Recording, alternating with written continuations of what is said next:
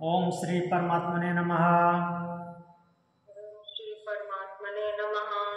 अथ वेदांत दर्शन वेदांत दर्शन शांति पाठ। ओम पूर्णमद पूर्णमिदं पूर्णात् पूर्णमुदच्यते पूर्णस्य पूर्णमादाय पूर्णमेवावशिष्यते। ओम शांति शांति शांति।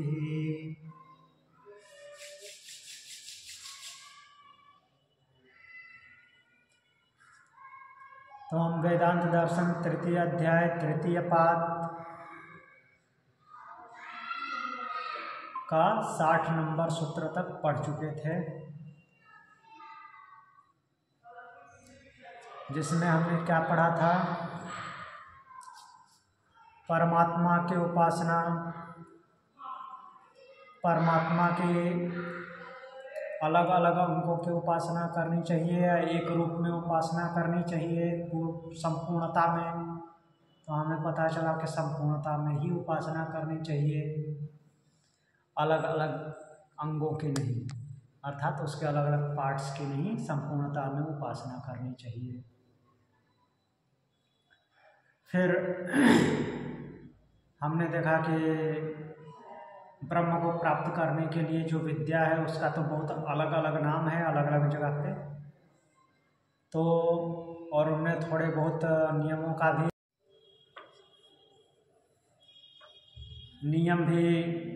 नियमों में थोड़ा बहुत इधर उधर बताया गया है। तो क्या अलग अलग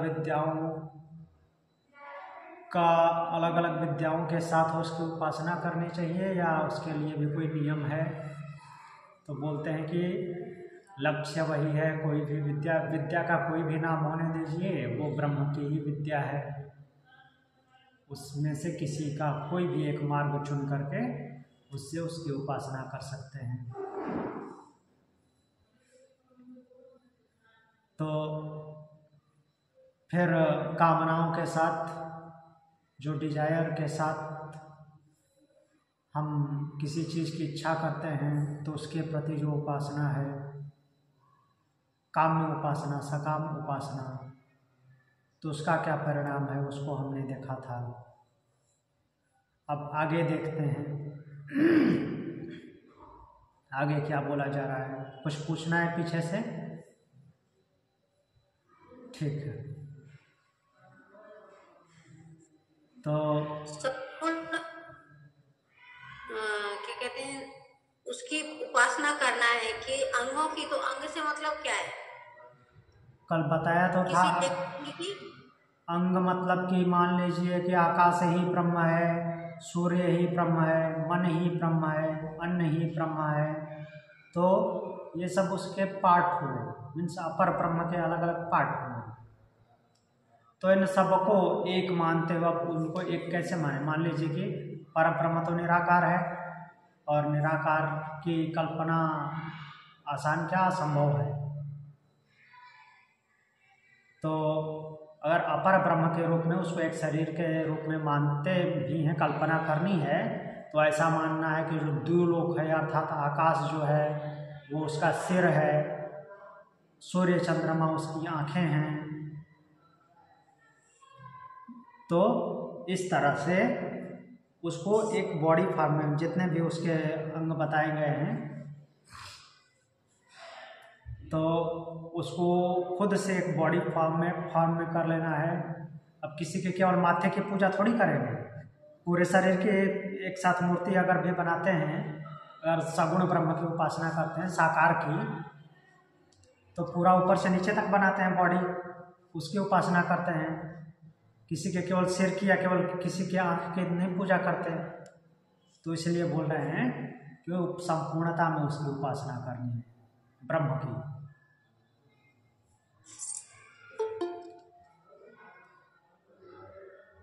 तो अब हम आगे बढ़ते हैं।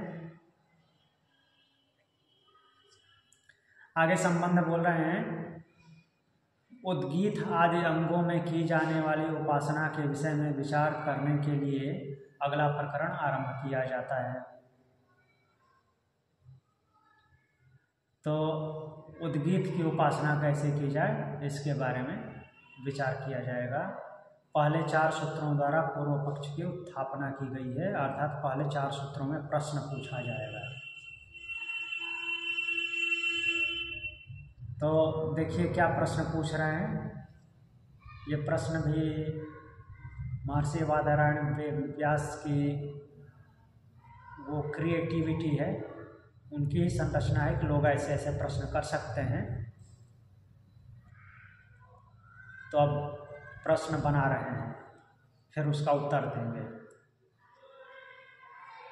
बोल रहे हैं, अंगेषु यथा श्रय भाव, अंगेषु अंगों में, अलग अलग अंगों में, यथा आश्रय भाव, यथाश्रय भाव है, अर्थात क्या बोलना चाह रहे हैं, उपासना जिस अंग के आश्रित है उस अंग के अनुसार ही उसकी उपासना का भाव भी समझ लेना चाहिए।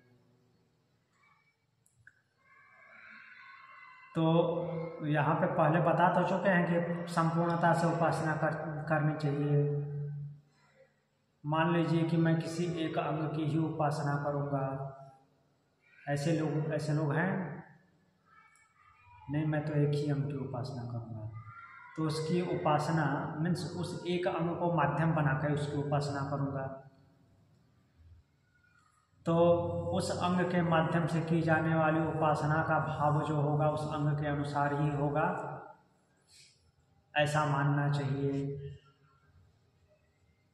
ये वो बता नहीं रहे हैं, ये पूछने वाला मतलब कि ऐसा बोल सकता है कि जिस अंग के प्रति, जिस अंग को माध्यम बना करके उसकी उपासना करूँगा तो उसकी उपासना उसी भाव से होगी, उस अंग के भाव से भावित होगी। व्याख्या में देखिए क्या लिख रहे हैं, यज्ञ कर्म के अंग भूत उद्गीत आदि में की जाने वाली जो उपासनाएं हैं जिनका दिग्दर्शन 55वें सूत्र में किया गया है, अर्थात 55वें सूत्र में बताया गया है, उनमें से जो उपासना जिस अंग के आश्रित है उस आश्रय के अनुसार ही उसकी उपासना व्यवस्था करनी चाहिए। इसलिए यही सिद्ध होता है कि जिन जिन कर्मों के अंगों का समुच्चय हो सकता है उन उन अंगों की जाने वाली उपासना का भी उनका कर्मों के साथ समुच्चय हो सकता है, अर्थात मिलाप हो सकता है उन अंगों के प्रति उनकी उपासना करने से। जबकि उससे के बाद में उसको बता चुके हैं कि उसकी उपासना संपूर्णता से करनी है, एक एक अंग की उपासना नहीं करनी है। जो 6 ऋषि गए हैं उनके साथ, उद्दालक के साथ राजा अश्वपति के पास,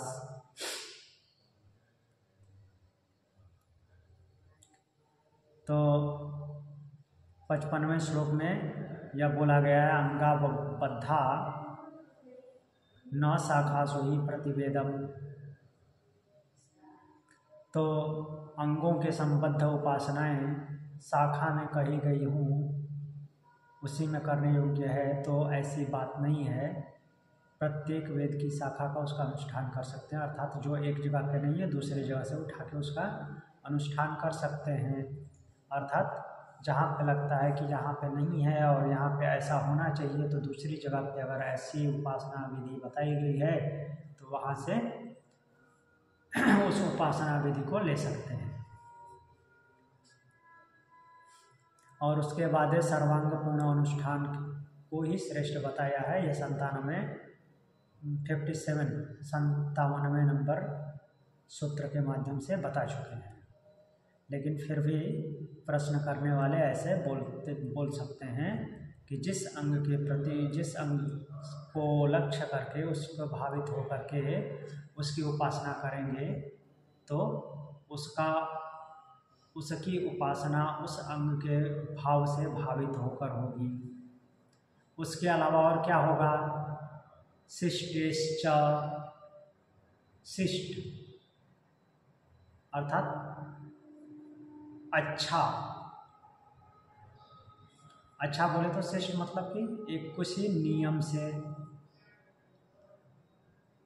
नियम से भी ऐसा ही सिद्ध होता है, और नियम से भी, बस इतना ही सूत्र का मतलब।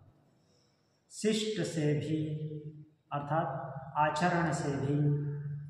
आचरण ये कहाँ लिखा गया है? तो श्रुति में क्या लिखा है? उद्गीत आदि स्रोतों के समुच्चय का श्रुति में विधान है। अर्थात उद्गीत की उपासना जो सामवेद में उद्गीत नाम से ओंकार की उपासना बताई गई है, अर्थात उसका एक अलग नियम है। ऋग्वेद में प्रणव नाम से ओम की उपासना। तो उसी प्रकार उनके आश्रित उपासनाओं के समुच्चय का विधान भी है। समुच्चय मतलब कि कुछ ग्रुप, पंचेज, उनके अंगों के ग्रुप की उपासना, एक साथ कई चीज़ों की उपासना, वो भी हो सकता है। इससे यह सिद्ध होता है कि कर्मों के अंगों के अनुसार उनके आश्रित रहने वाले उपासनाओं का समुच्चय हो सकता है, अर्थात कई चीज़ों को एक साथ लेकर के उपासना कर सकते हैं। फिर बोलते हैं और दृढ़ करते हैं उस बात को, समाहारात, कर्मों का समाहार बताया गया है। समाहार क्या है इसको देखते हैं। कर्मों का समाहार बताया गया, इसलिए उनके आश्रित उपासनाओं का भी समाहार उचित ही है। सम आहार, एक साथ मिलने वाला परिणाम, एक साथ मिल किए जाने वाले कर्मों का एक साथ मिलने वाला परिणाम। तो उद्गीत उपासना में कहा गया कि श्रोत गान करने वाले पुरुष होता के कर्म में, होता कौन होता है?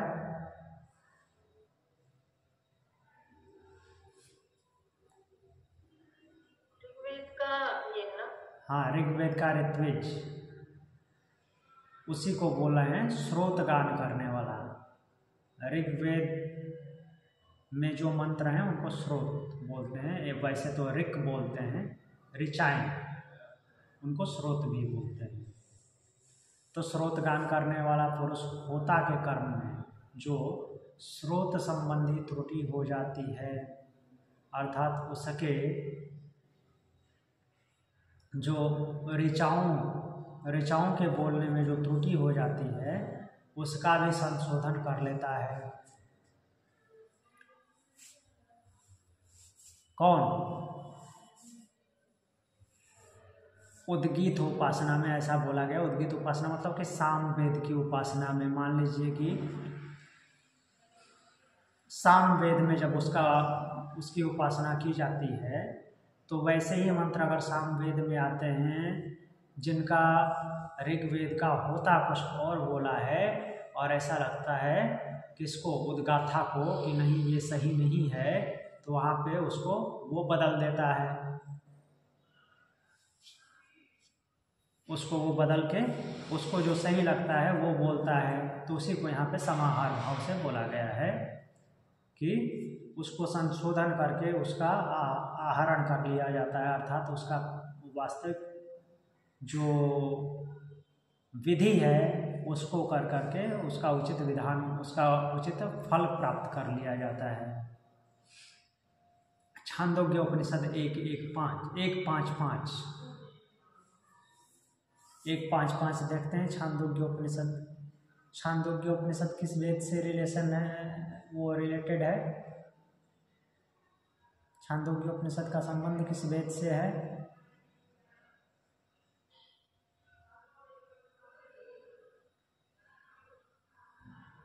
नहीं पता?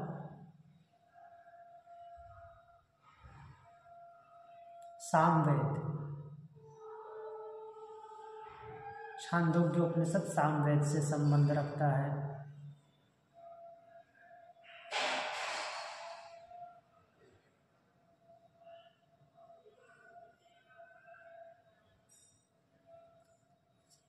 एक 5:5 देखते हैं क्या बोल रहे हैं 1-5 में।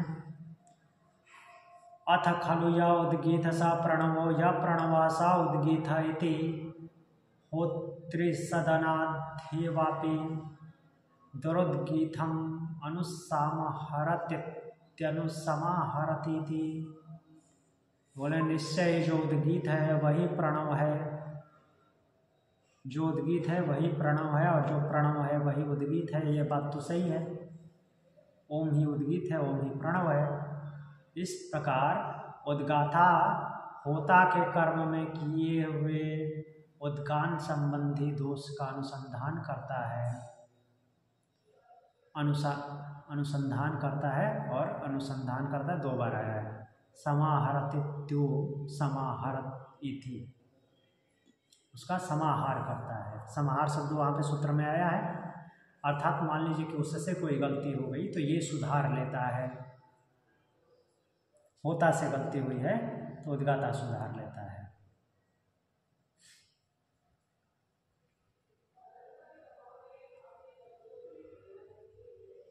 अब वापस चलते हैं सूत्र पे।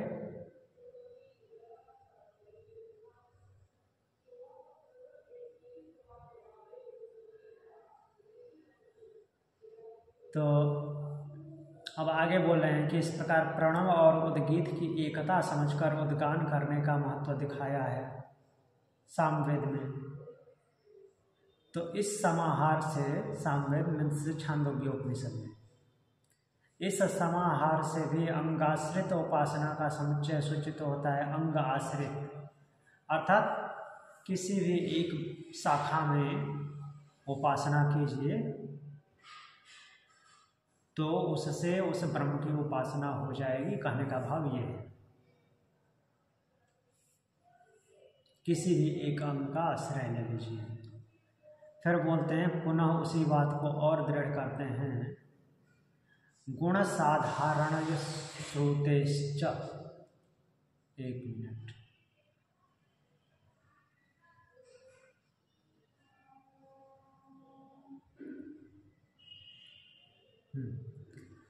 गुण साधारण श्रुतेश्च, गुण साधारण श्रुते, गुणों की साधारणता बताने वाली श्रुति से, च उससे भी, क्या उससे भी, ये बात पुष्ट होती है। गुणों की साधारणता किस में बताई गई है, क्या बताई गई है, क्या है, देखते हैं। साधारण गुण क्या है? उपासना का गुण जो ओंकार है, अर्थात ओंकार की ही उपासना करनी है, उसका प्रयोग समान भाव से दिखाया है।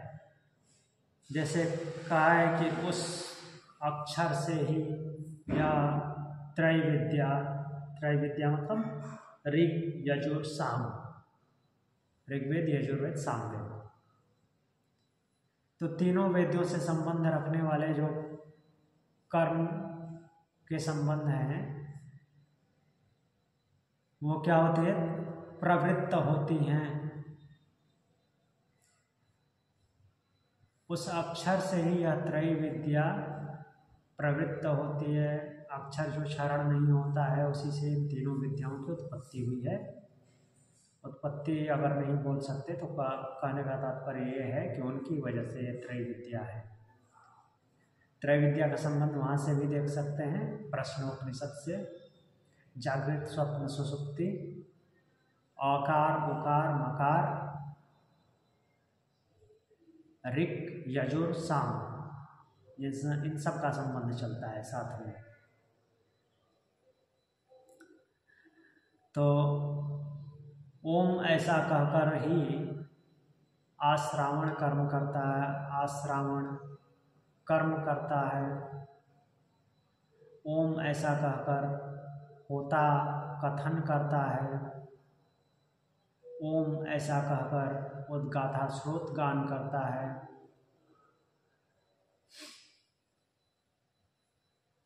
तो आश्रावण कथन करता है, होता, आश्रावण जो है कर्म करता है, होता कथन करता है, उद्गाता स्रोत गान करता है। इसका मतलब समझ आया?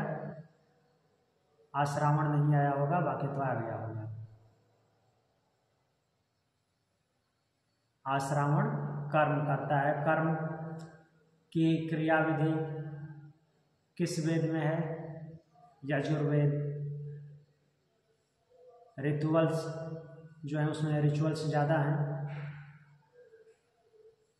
मीन्स याज्ञिक अनुष्ठान उसमें ज़्यादा है, तो उसके लिए कर्म शब्द आया। आज श्रावण किसको बोला गया है? अध्वर्यु को।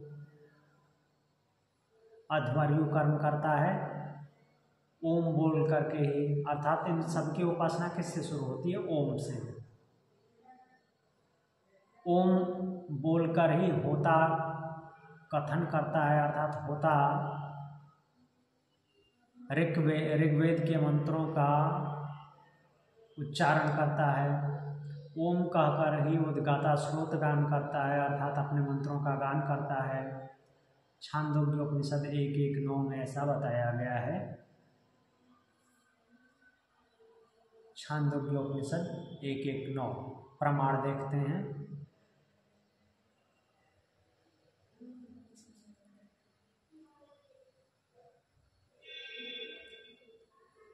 एक 1:9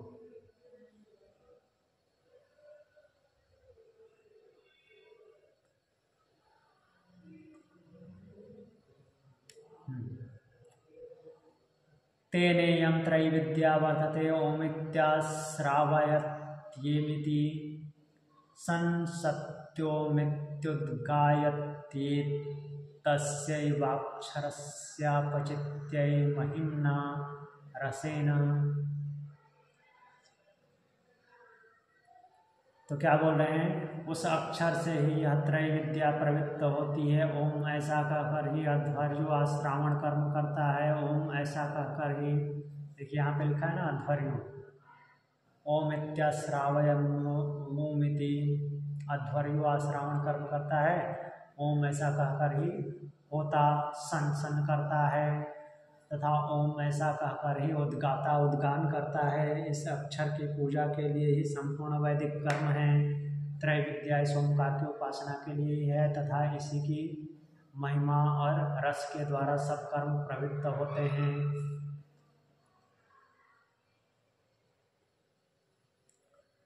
अब वापस चलते हैं।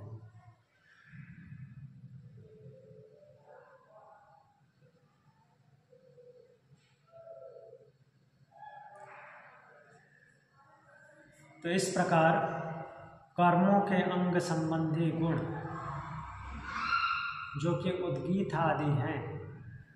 तो ये ऋग्वेद का ये करने वाला अध्वर्यु, उसी को आज ब्राह्मण बोला है। हाँ जी।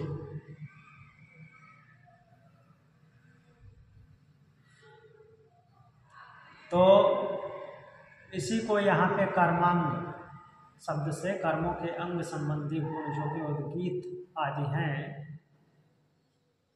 उद्गीत, प्रणव, ये दो स्पेशली नाम आते हैं, तो उनका भी समान भाव से प्रयोग श्रुति में विहित है, अर्थात हर जगह एक ही भाव है। इसलिए भी उपासनाओं का उनके आश्रयभूत कर्मों के साथ समुच्चय होना उचित सिद्ध होता है। तो और भी अलग अलग कर्मों को इसी तरह से उपासना कर लिया जाए तो वो एक जैसे ही सिद्ध होते हैं, ऐसा बोला गया है। तो इस प्रकार से 4 सूत्रों द्वारा पूर्व पक्ष की उत्थापना करके अब 2 सूत्रों में उनका उत्तर देकर इस पाद की समाप्ति की जाएगी। क्या बोल रहे हैं? उत्तर अब क्या दे रहे हैं? न वा तत्सहभावा श्रुते वा, अथवा या किंतु तत्सहभावा श्रुते, उन उपासनाओं का समुच्चय बताने वाली श्रुति नहीं है। तत्सहभावा श्रुते, तत्सहभाव आश्रुते, तो श्रुतियों में ऐसा नहीं बताया गया है, इसलिए न उपासना का समुच्चय सिद्ध नहीं होता। कैसे नहीं बताया गया है? अभी तो देखा।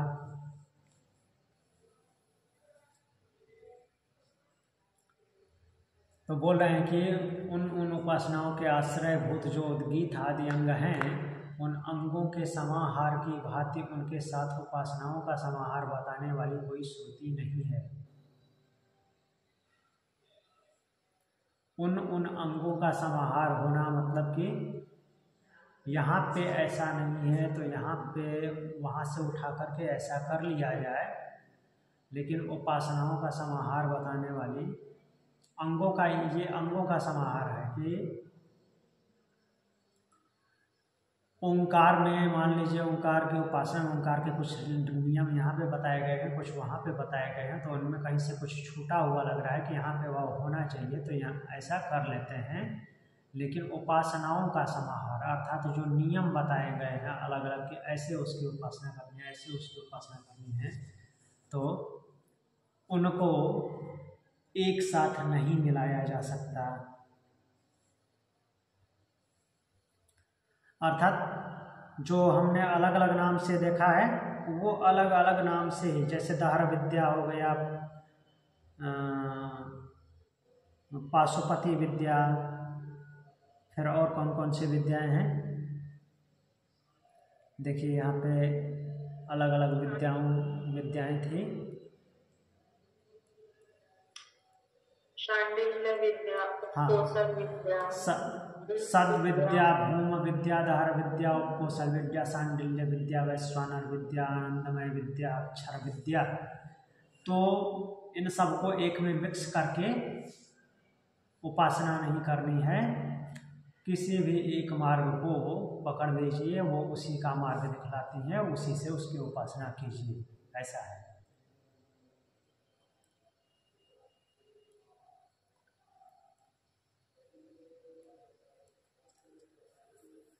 तो इसलिए यह सिद्ध नहीं हो सकता कि उन आश्रयों के समुच्चय की भांति ही उपासनाओं का भी समुच्चय होना चाहिए, क्योंकि उपासनाओं का उद्देश्य भिन्न है। जिस उद्देश्य से जिस फल के लिए यज्ञ आदि कर्म किए जाते हैं, मान लीजिए किसी का कोई और उद्देश्य हो तो वह उस मार्ग से होता हुआ हो जाएगा। उनके अंगों में की जाने वाली उपासना उनसे भिन्न उद्देश्य से की जाती है, अतः अंगों के साथ उपासना के समुच्चय का संबंध नहीं है। वो किसी और मार्ग से जाता है, दूसरा कोई और मार्ग से जाता है, अलग अलग मार्ग हैं, लक्ष्य भले ही वही है, मार्ग अलग है। इसलिए यही सिद्ध होता है कि उपासनाओं का समुच्चय नहीं बन सकता, उनका अनुष्ठान अलग अलग ही करना चाहिए। अलग अलग विद्याओं के माध्यम से ही उसकी उपासना होती है, भले ही थोड़ा सा अंतर हो। अब आगे बोलते हैं, प्रकारांत से इसी सिद्धांत को दृढ़ करते हैं। दर्शनाश्च, दर्शन भी ऐसा ही बोलते हैं। दर्शन मीन्स उपनिषद, श्रुति। श्रुति में उपासनाओं का समाहार न करना दिखाया गया है। अभी तो प्रश्नकर्ता बहुत सारे एग्जाम्पल दिए थे, अब इसमें क्या दिखा रहे हैं देखते हैं, उत्तर में क्या बोल रहे हैं। श्रुति में कहा है कि पूर्वोक्त प्रकरण से रहस्य को जानने वाला ब्रह्मा निसंदेह यज्ञ की, यजमान की और अन्य ऋत्विजों की रक्षा करता है। ये ब्रह्मा कौन है?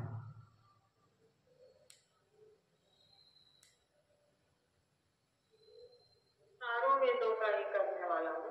हाँ, चारों वेदों को जानने वाला और अथर्व वेद का ऋत्विज ब्रह्मा। श्रुति में ऐसा बोला गया कि पूर्वोक्त प्रकार से रहस्य को जानने वाला, हर मीन्स ऋग, यजुर, साम, इन सबके रहस्यों को जानने वाला ब्रह्मा निसंदेह यज्ञ की, यजमान की और ऋत्विजों की रक्षा करता है, हेड है वो सभी का। छांदोग्योपनिषद 4:17-10 में ऐसा बोला गया है। इस प्रकार श्रुति में विद्या की महिमा का वर्णन करते हुए यह दिखाया गया है कि इन उपासनाओं का कर्म के साथ समुच्चय नहीं होता है। तो श्रुति में विद्या की महिमा का वर्णन करते हुए ये दिखाया गया है कि उपासनाओं का कर्म के साथ समुच्चय नहीं होता है, क्योंकि यदि उपासनाओं का सर्वत्र समाहार होता, हर जगह पे कहीं से भी कुछ भी रख लिया जाता, तो दूसरे ऋत्विक भी उस तत्व के ज्ञाता होते और स्वयं ही अपनी रक्षा करते। कहने का तात्पर्य क्या है कि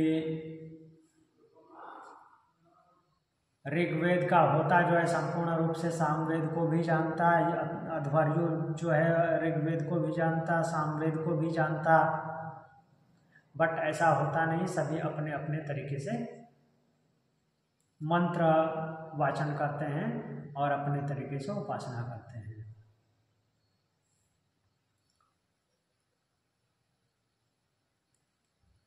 ब्रह्मा को उनकी रक्षा करने की आवश्यकता नहीं पड़ती, अर्थात जो ब्रह्मा है, जो सारे वेद, सभी तीनों वेदों का ज्ञाता है, उनको इंस्ट्रक्ट करने की जरूरत नहीं पड़ती, अर्थात निर्देशित करने की जरूरत नहीं पड़ती कि ऐसे करो। तो इससे यही सिद्ध होता है कि उपासनाएं उनके आश्रय भूत कर्म संबंधी अंगों के अधीन नहीं है, स्वतंत्र हैं। क्या कहना चाहते हैं?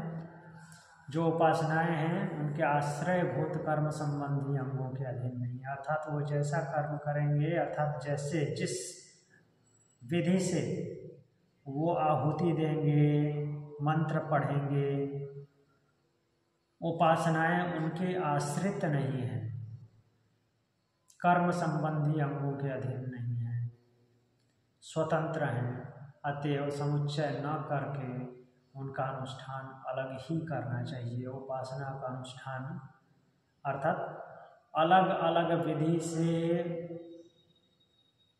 उसी मीन्स जो विधि है, जो नियम है, उसी के माध्यम से अपनी उपासना करनी चाहिए, उस ब्रह्म की उपासना करनी चाहिए। अपने मतलब कि अपने नियम के हिसाब से उस ब्रह्म की उपासना करनी चाहिए, एक दूसरे से मिक्स करके नहीं। हाँ, इतना है कि एक जगह जो दिया गया है, आपको लगता है कि यहाँ पे ये भी होना चाहिए, तो दूसरी जगह से उठा के रख सकते हैं, बट सभी को मिक्स करके उपासना नहीं करनी है।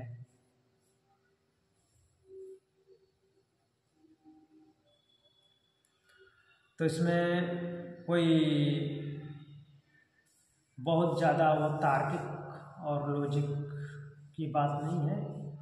ऐसा बताया गया है कि अलग अलग जो अंग हैं उपनिषदों के या वेदों के जो भाग हैं, उनमें जो उपासना बताई गई है, उस उपासना विधि से उस ब्रह्म की उपासना कीजिए।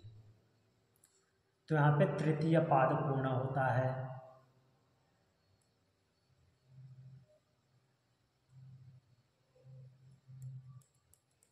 इति तृतीय पाद। अब तृतीय अध्याय का चौथा पाद शुरू करेंगे। तो देखते हैं चतुर्थ पाद में क्या है। तीसरे पाद में परमात्मा की प्राप्ति के उपाय भूत भिन्न भिन्न विद्याओं के विषय में प्रतीत होने वाले विरोध को दूर किया गया तथा उन विद्याओं में से किस विद्या के कौन से गुण दूसरी विद्या में ग्रहण किए जा सकते हैं, कौन से नहीं किए जा सकते हैं, ये सब हमने देखा। इन विद्याओं का अलग अलग अनुष्ठान करना उचित है या इनमें से कुछ का समुच्चय भी किया जा सकता है, इत्यादि विषयों पर विचार करके सिद्धांत का प्रतिपादन किया गया। अब ब्रह्म ज्ञान परमात्मा की प्राप्ति का स्वतंत्र साधन है या नहीं। ब्रह्म ज्ञान परमात्मा की प्राप्ति का स्वतंत्र साधन है कि नहीं, उसके अंतरंग साधन कौन कौन से हैं और बहिरंग कौन से हैं। परमात्मा की प्राप्ति के लिए अंतरंग साधन और बहिरंग साधन कौन से हैं, इन सब बातों पर विचार करके सिद्धांत का प्रतिपादन करने के लिए चौथा पाद आरंभ किया जाता है। यहाँ पहले परमात्मा की प्राप्ति रूप पुरुषार्थ की सिद्धि केवल ज्ञान से ही होती है या कर्म आदि से भी होता है। इस पर विचार आरंभ करने के लिए व्यास जी अर्थात बादरायण व्यास जी अपना निश्चित मत बतलाते हैं। निश्चित मतलब कि फाइनल रिजल्ट क्या है।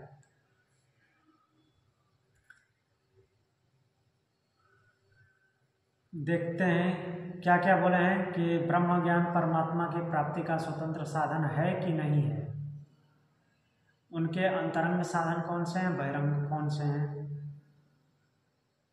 इन सब बातों पर विचार करके सिद्धांत का प्रतिपादन करने के लिए चौथा पाद आरंभ किया जाता है।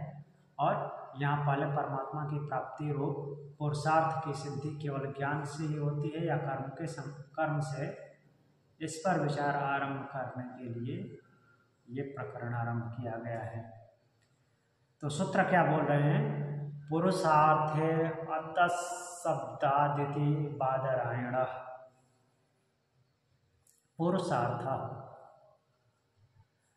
पुरुषार्थ की सिद्धि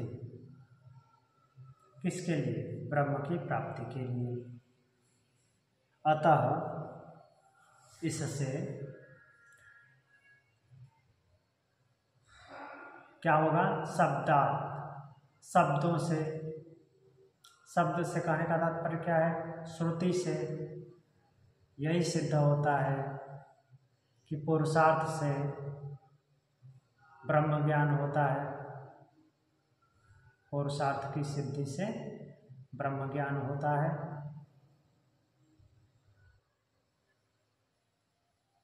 नहीं, उल्टा है, पुरुषार्थ की सिद्धि ब्रह्म ज्ञान से होती है, ऐसा श्रुति में बताया गया। इति बादरायण, ऐसा बादरायण कहते हैं।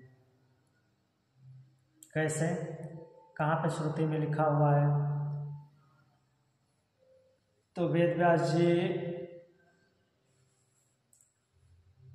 सबसे पहले अपना मत बताते हैं। तरति शोकमात्मवित्, आत्मज्ञान की शोक, आत्मज्ञानी जो होता है, आत्मज्ञानी वो क्या है, शोक और मोह से तर जाता है। तरति शोकम आत्मवित्, आत्मवित् मतलब अपने आप को जानने वाला, आत्म को जानने वाला, शोक से तर जाता है।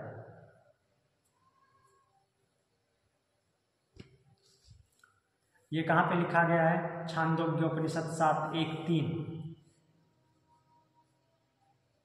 देखिए छांदोग्योपनिषद 7:1-3 में कहाँ लिखा है।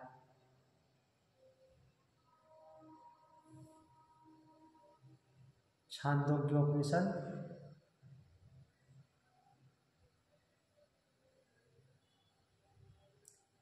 7:1-3।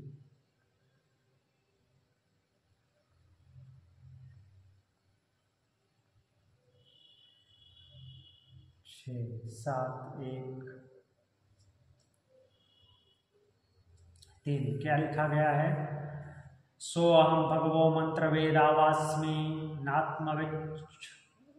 नात्मविच्छुतम ह्येव मे भगवदृश्यभ्यस्तरति शोकमात्मविदिति, सो अहम भगवः शोचामि तम मां भगवच्छोकस्य पारं तारयत्विति तम होवाच यद्वै किंचिद्धमिष्ठा नाम वैतत्। बोल रहे हैं कि हे भगवान, मैं केवल मंत्रवेत्ता ही हूँ, आत्मवेत्ता नहीं हूँ। मैंने आप जैसों से सुना है कि आत्मवेत्ता शोक को पार कर लेता है। ये बात कौन बोल रहे हैं,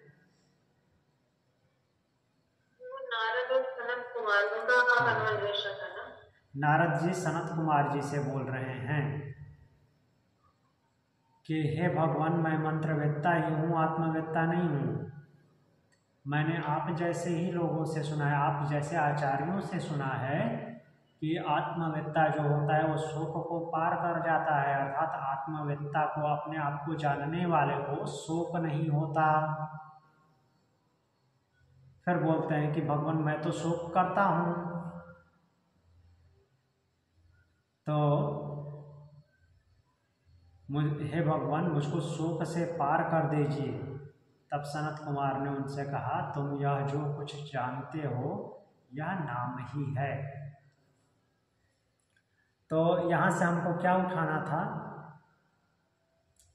जो वो बोल रहे हैं वेद व्यास जी, इसको कोट करते हुए, इसका एग्जाम्पल लेते हुए, तरति शोकमात्मवित्, अर्थात आत्मवित् जो होता है, आत्मा को जानने वाला होता है, वो शोक से तर जाता है। ऐसा नारद जी बोल रहे हैं सनत कुमार से। आप जैसे लोगों, आप जैसे आचार्यों के मुख से सुना है कि जो आत्मवित्त होता है, आत्मज्ञानी होता है, अपने आप को जानने वाला होता है, उसको शोक नहीं होता, वो शोक से तर जाता है। फिर आगे और क्या एग्जाम्पल दे रहे हैं, तथा विद्वान नाम रूपाद विमुक्तम परात् परम पुरुषम उपैति दिव्यम, मुंडक उपनिषद 3:2-8। बोल रहे हैं कि ज्ञानी महात्मा नाम रूप से मुक्त होने पर परमात्मा ब्रह्म को प्राप्त हो जाता है। ये बात उसी सूत्र में भी आई थी, उस मंत्र में, छांदोग्य उपनिषद 7:1-3 में नारद जी जो बोल रहे हैं, तो सनत कुमार जी उनको रिप्लाई में उत्तर देते हुए बता रहे हैं कि यह जो तुम जानते हो वो नाम रूपी ही है, अर्थात जब शोक से मुक्त हो जाओगे तो नाम रूप से भी मुक्त हो जाओगे। कहने का भाव वहाँ पे वह है, डायरेक्टली अभी बताया नहीं है, उनका संवाद जो है लंबा है। तो मुंडक उपनिषद के 3:2-8 में चलते हैं।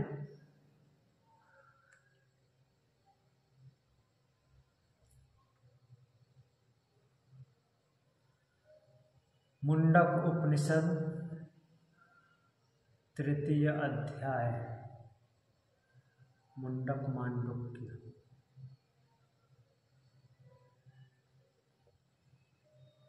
एक मिनट, मांडुक्य मुंडक 3 अध्याय,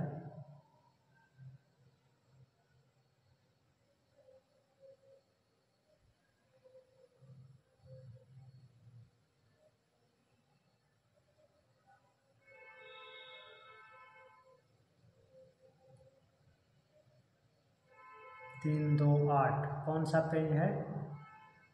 279। एक मिनट,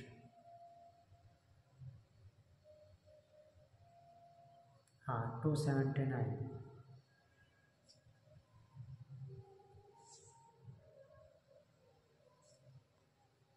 3:2-8 था या 3:2-7 था?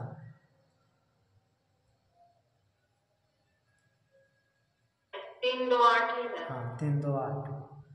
इसमें ये बोला गया है, यथा नद्या संदमाना समुद्रे अस्तं गच्छन्ति नाम रूपे विहाय, तथा विद्वान नाम रूपाद् विमुक्त परात् परम पुरुषं उपैति दिव्यम। जिस प्रकार संदमाना नद्या, बहती हुई नदियाँ, नाम रूप विहाय, नाम और रूप को छोड़ करके समुद्र में अस्तं गच्छन्ति, अस्त हो जाती हैं, अर्थात विलीन हो जाती हैं, वैसे ही विद्वान अर्थात ज्ञानी नाम रूपात् विमुक्त, नाम और रूप से मुक्त होकर के, विशिष्ट रूप से मुक्त होकर के, परात् परम दिव्यम पुरुषम उपैति, उस पर से भी पर अर्थात सर्वोपरि दिव्य पुरुष को, परमात्मा को उपैति प्राप्त होता है। नाम रूप छूट जाता है उसका, किसका? जो शोक से रहित हो जाता है।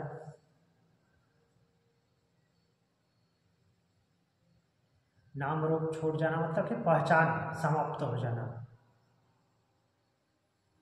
अब उसकी पहचान नहीं बचती इस शरीर के रूप में।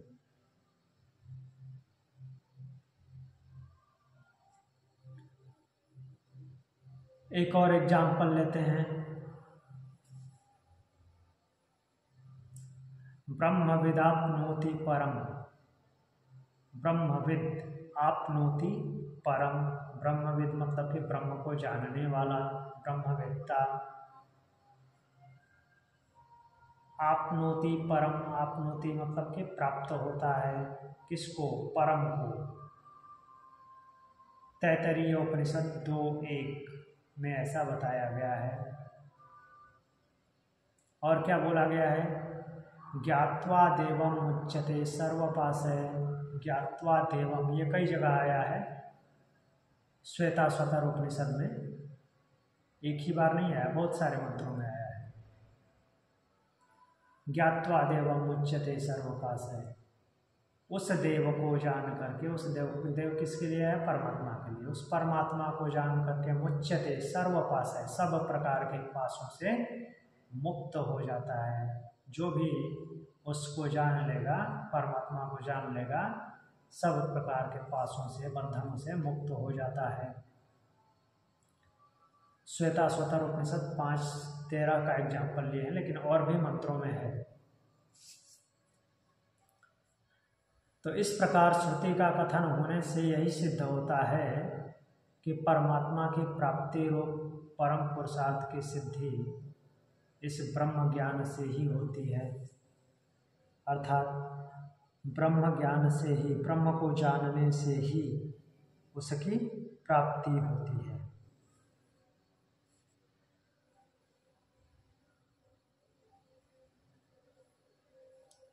तो उसी को पुरुषार्थ लिखा गया है, अर्थात पुरुषार्थ की सिद्धि होती है उसको जानने से। किसको? ब्रह्म को।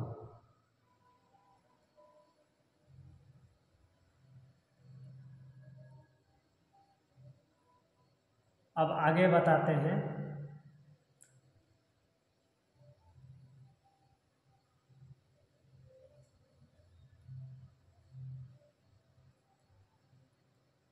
देखिए, दूसरे सूत्र के लिए संबंध बोलते हैं। उपर्युक्त सिद्धांत से जैमिनी ऋषि का मतभेद दिखाते हुए कहते हैं, ऊपर जो सूत्र था वो किसने बोला? वेद व्यास जी ने, महर्षि बादरायण व्यास जी ने बोला। उसके लिए बहुत सारे एग्जाम्पल दिए, देखो ऐसे ऐसे होता है, यहाँ बोला गया है कि ब्रह्म को जान करके ही जीवात्मा क्या है? शोक से मुक्त हो जाता है। जो शोक से मुक्त होता है वो क्या होता है?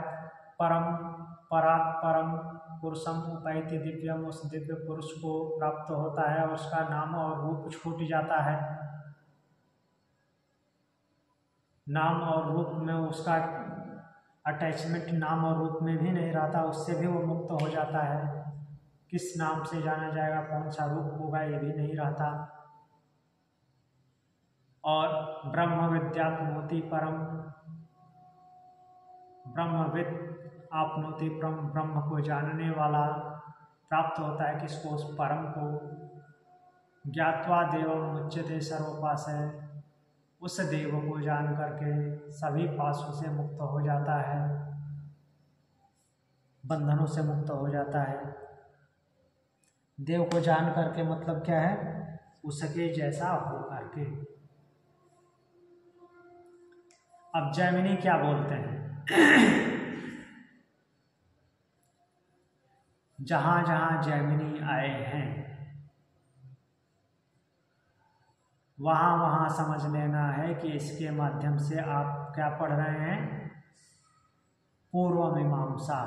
पूर्व मीमांसा में उनका क्या मत है, यहीं से पूर्व मीमांसा के बारे में जान लेना है। क्योंकि पूर्व मीमांसा के जो रचयिता है, पूर्व मीमांसा दर्शन जो है, जिसको कि नॉर्मली मीमांसा दर्शन कहते हैं, उसको पूर्व मीमांसा क्यों बोलते हैं?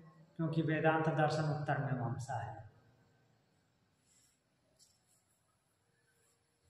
तो पूर्व मीमांसा के जो ऋषि हैं वो क्या बोलते हैं? जैमिनी ऋषि, शेषत्वात् पुरुषार्थवादो यथान्येष स्विति जैमिनी क्या बोल रहे हैं? शेषत्वात्, शेष होने के कारण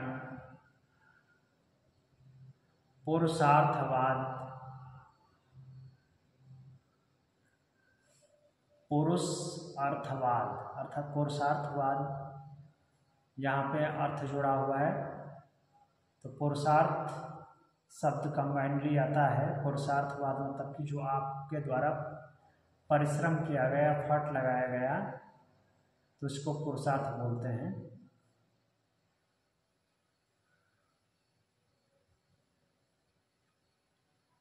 तो इसको ये बोल रहे हैं कि पुरुषार्थवाद जो है वो केवल मीन्स उसमें अर्थ से संबंध है। पुरुषार्थवाद में अर्थ संबंध रखता है, इसलिए उसमें पुरुषार्थ में अर्थ आ रहा है शेषत्वाद। तो शेष होने के कारण, क्या शेष होने के कारण? कर्म शेष होने के कारण। यथा जिस प्रकार अन्येषु मीन्स अन्य जगह पे जहाँ पे अर्थ का सिद्धांत आता है। अर्थ सिद्धांत मतलब धन संग्रह, प्रॉपर्टी, संपत्ति का संचय, ऐसा जो आता है। कहने का तात्पर्य ये है कि कार्मिक अनुष्ठान का जहाँ पे संबंध है, वहाँ पे अगर ब्रह्म की बात हुई है तो वो अर्थवाद मात्र है, अर्थात वहाँ पे कुछ न कुछ संग्रह करने के लिए ऐसा बोला गया है। यह जैमिनी आचार्य कहते हैं। ये वेद व्यास जी का कथन नहीं है, जैमिनी बोल रहे हैं। मीन्स ऐसा वेद व्यास जी यहाँ पे वो लिख रहे हैं उनकी बात को, किसको? जैमिनी को। जैमिनी आचार्य ऐसा बोलते हैं कि पुरुषार्थवाद जो है, अगर वहाँ पे ब्रह्म की भी बात होती है तो उसका संबंध अर्थ से है, अर्थात प्रॉपर्टी से है। तो व्याख्या में क्या लिखते हैं आचार्य जैमिनी? यह मानते हैं कि आत्मा कर्म का कर्ता होने से उसके स्वरूप का ज्ञान कराने वाली विद्या भी कर्म का अंग है। यहाँ पे कर्म का अंग बोले तो सकाम कर्म का अंग, इसलिए उसे पुरुषार्थ का साधन बताना उसकी प्रशंसा करना है। पुरुषार्थ का साधन तो वास्तव में कर्म ही है। जिस प्रकार कर्म से दूसरे अंगों की फलश्रुति उनकी प्रशंसा मात्र समझी जाती है, वैसे ही इसे भी समझना चाहिए। कर्म के दूसरे अंगों की फलश्रुति, कर्म से जो कुछ भी होता है तो उनसे जो फल प्राप्त होता है, फलश्रुति, उसको प्रशंसा मात्र समझी जाती है। वैसे ही इसको समझना चाहिए, किसको? ब्रह्म की उपासना को, जो ब्रह्म विद्या है। आगे संबंध बोलते हैं कि विद्या कर्म का अंग है। इस बात को सिद्ध करने के लिए कारण बताते हैं। विद्या जो है कर्म का अंग है। हमने क्या बात की थी सो ऊपर? ज्ञान और कर्म दोनों की। यहाँ देखिए, ब्रह्म ज्ञान परमात्मा की प्राप्ति का स्वतंत्र साधन है या नहीं, उनके अंतरंग साधन कौन से हैं और बहिरंग कौन से हैं, इन बातों पर विचार करके सिद्धांत का प्रतिपादन करने के लिए चौथे पाद का आरंभ होता है। पहले परमात्मा की प्राप्ति रूप पुरुषार्थ की सिद्धि केवल ज्ञान से ही होती है या कर्म के समुच्चय से? ज्ञान और कर्म दोनों से होती है परमात्मा की सिद्धि।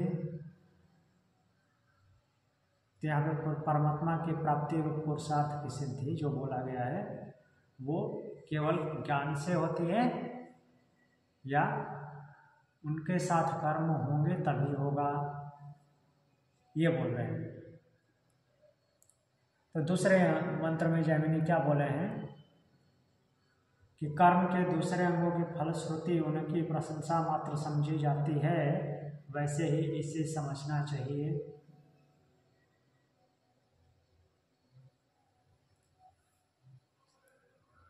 तो तीसरे मंत्र में बोल रहे हैं कि विद्या कर्म का अंग है, इस बात को सिद्ध करने के लिए कारण बताते हैं। अर्थात कि केवल कर्म से पुरुषार्थ सिद्धि नहीं होगी,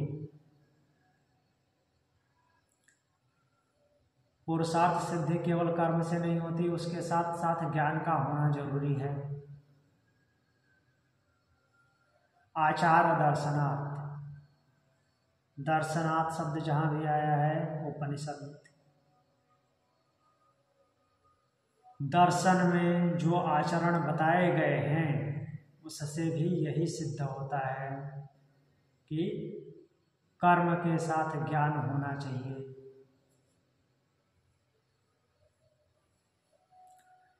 देखिए यहाँ पे अर्थ में लिखा है कि विद्या कर्मों का अंग है, यही सिद्ध होता है। आचार, आचरण से, किसके आचरण से? दर्शन के, दर्शन में जो आचरण बताए गए हैं उनके हिसाब से भी कर्म जो है विद्या के साथ रहता है, अर्थात ज्ञान के साथ है। विद्या, कर्म जो है विद्या का अंग है और विद्या कर्म का अंग है, ऐसा दोनों एक साथ चलेंगे। तो बृहदारण्यक उपनिषद में यह प्रसंग आया है कि राजा जनक ने एक समय बहुत दक्षिणा वाला यज्ञ किए थे, उसमें आता है। क्योंकि आधा से ज़्यादा प्रसंग जनक के यज्ञ पे ही चल रहा है। याज्ञवल्क्य जो है वहाँ पे बैठे हुए हैं, सभा में बहुत सारे याज्ञिक हैं।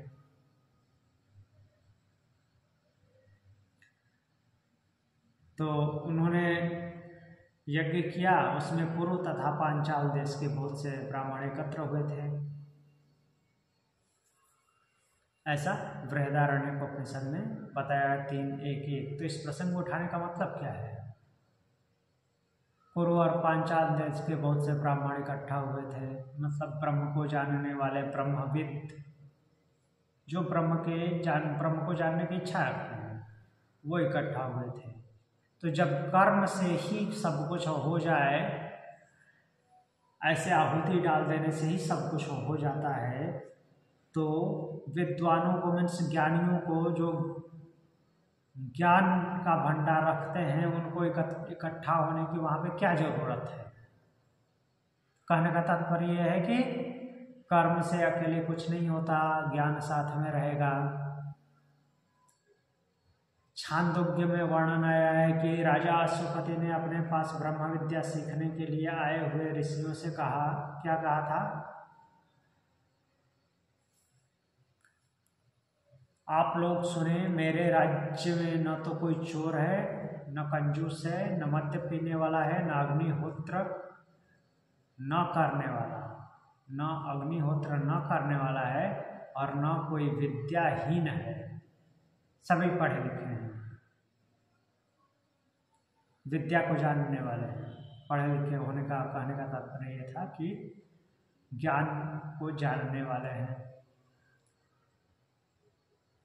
तो यहाँ कोई परिस्त्रीगामी पुरुष नहीं है, तो उल्टा स्त्री कैसे रह सकती है? इसलिए इसको आगे और बोलते हैं, हे पूज्य गण, मैं अभी यज्ञ करने वाला हूँ, एक एक ऋत्विज को जितना धन दूंगा उतना आप लोगों को भी दूंगा, आप यहीं ठहरिए। ऐसा छांदोग्य उपनिषद 5:11-5 में बोला गया है।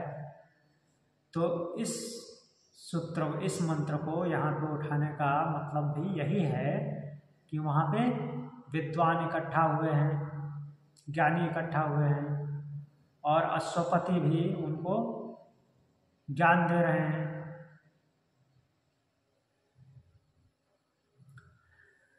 तो केवल कर्म, अकेले केवल कर्म से पुरुषार्थ की सिद्धि नहीं होती, ज्ञान चाहिए।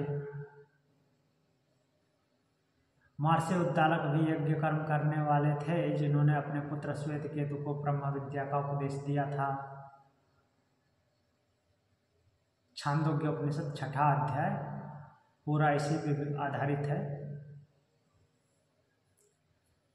याज्ञवल्क्य भी जो ब्रह्मवादियों में सर्वश्रेष्ठ माने गए हैं, बृहदारण्यक उपनिषद में आधे से ज़्यादा समय याज्ञवल्क्य ही उपस्थित हैं। गृहस्थ और कर्म करने वाले थे, अर्थात यहाँ पे अब क्या बताया गया, याज्ञवल्क्य जो थे ब्रह्मवादियों में श्रेष्ठ माने गए हैं। तो ऐसा नहीं है, आप दूसरी तरफ से वो एग्जाम्पल दे रहे हैं, केवल ज्ञान से भी कुछ नहीं होता, कर्म साथ में रहेगा। जो याज्ञवल्क्य थे सबसे बड़े ज्ञानी थे उस समय के, लेकिन वो क्या थे, गृहस्थ थे, कर्म करने वाले थे, कर्म करते थे। इस प्रकार श्रुति में वर्णित श्रेष्ठ पुरुषों का आचरण देखने में भी यही सिद्ध होता है, श्रेष्ठ पुरुषों का आचरण देखने से यही सिद्ध होता है कि ब्रह्म विद्या कर्म का ही अंग है और कर्मों के सहित ही वह पुरुषार्थ का साधन है, अकेले अकेले नहीं। अर्थात ज्ञान, अकेले ज्ञान से कुछ नहीं होता, अकेले कर्म से कुछ नहीं होता, दोनों साथ साथ चलते हैं।